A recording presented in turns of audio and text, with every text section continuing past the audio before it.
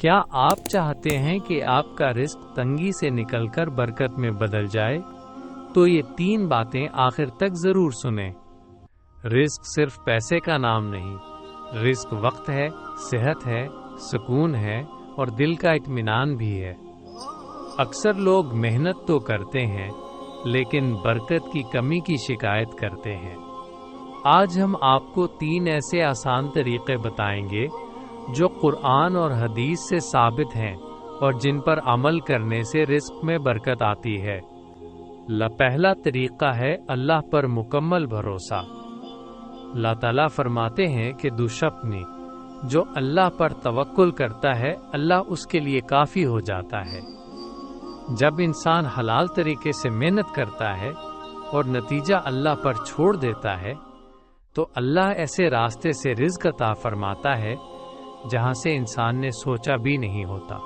دوسرا طریقہ ہے استغفار کی کثرت۔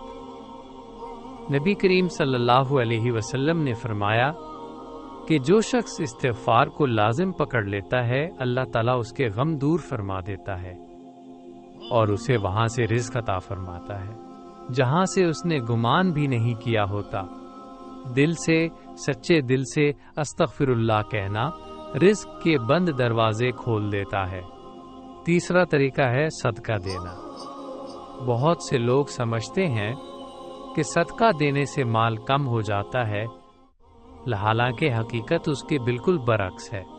صدقہ مال کو گھٹاتا نہیں بلکہ بڑھاتا ہے اور اس میں ایسی برکت ڈال دیتا ہے جو نظر نہیں آتی مگر محسوس ضرور ہوتی ہے۔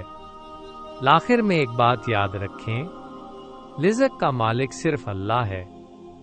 اگر ہم اللہ کی اطاعت کو اپنی زندگی کا حصہ بنا لیں تو اللہ ہماری ضرورتوں سے بڑھ کر عطا فرماتا ہے۔